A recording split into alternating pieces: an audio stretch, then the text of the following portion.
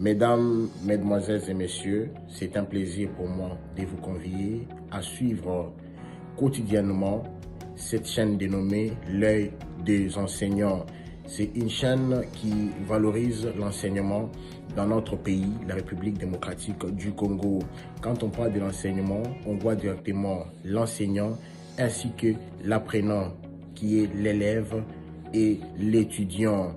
Alors n'hésitez pas à vous abonner parce que c'est un cadre qui nous permettra à s'exprimer librement tout en dénonçant ce qui se passe dans notre pays sur le plan éducatif.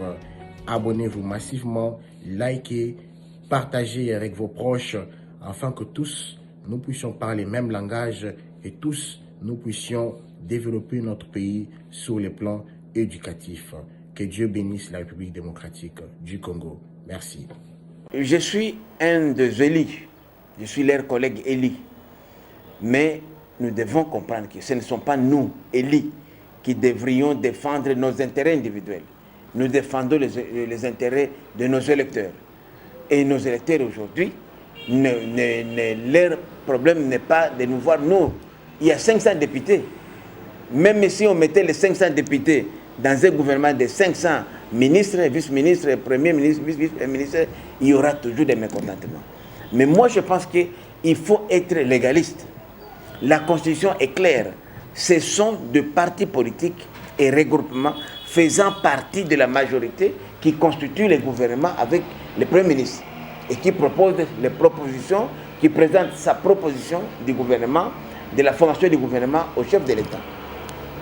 Tous ces députés-là, qui se disent révolutionnaires aujourd'hui, mais ils n'oublient pas qu'ils appartiennent au regroupement politique et partis politiques qui ont été contactés par l'informateur, qui a fait d'ailleurs un travail excellent. Et là, je salue vraiment le brillant travail qui va rester dans l'histoire des annales de la République et qui a été abattu par le professeur sénateur président du Sénat, Bahati Modeste, puisque c'était un excellent travail sur lequel même le Premier ministre s'est servi pour former l'actuel gouvernement. Donc moi, je crois que si les députés, les collègues élus comme moi, ils veulent aujourd'hui conditionner l'investiture du gouvernement à des arrangements particuliers, des enveloppes et tout ça, comme on en a connu à l'époque de la coalition FCC Cash et des pratiques de la Deuxième République, moi je dis qu'il risque gros, puisque la Constitution est claire.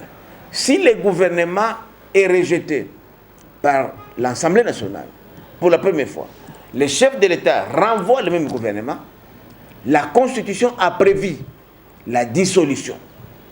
Et tous ces amis-là, mes collègues, malheureusement, vont se retrouver au chômage. Et la plupart d'entre nous, qui avons fait des promesses électorales, 2 ans après l'exercice de notre mandat législatif, nous ne sommes incapables aujourd'hui de présenter un bilan positif. Donc c'est eux qui vont perdre. Et le même gouvernement qu'ils auront refusé va diriger le pays pendant cette transition-là jusqu'à la convocation de nouvelles élections au niveau de la députation nationale. Comme vous le savez très bien, si la chambre basse tombe, la chambre haute, le Sénat tombe aussi. Sont-ils prêts aujourd'hui à aller aux élections? Qui ne joue pas avec le fait? C'est qu'il ne perdra rien. Son gouvernement va continuer. Et on peut même mettre en place une constituante. Et je ne pense pas que les amis là vont revenir dans cette constituante. Parce qu'il y aura crise. Et quand on met une constituante, c'est le président de la République qui va le faire.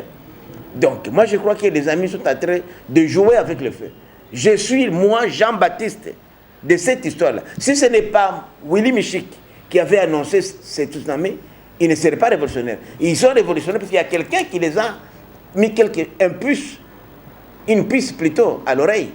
Donc, moi, je ne suis pas de cette école-là qui cherche à poser des préalables ou à conditionner l'investiture du gouvernement en contrepartie de certaines dividendes. C'est une démarche dangereuse et qui risque même de compromettre tous les efforts de l'Union. Parce que l'Union sacrée, c'est la transparence, c'est la bonne gouvernance. Alors qu'on n'amène pas le président de la République dans des pratiques que nous avons tous décriées dans la deuxième République comme à la République sortante des kabylistes.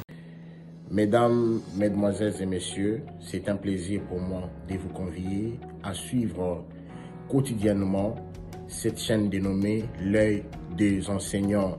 C'est une chaîne qui valorise l'enseignement dans notre pays, la République démocratique du Congo.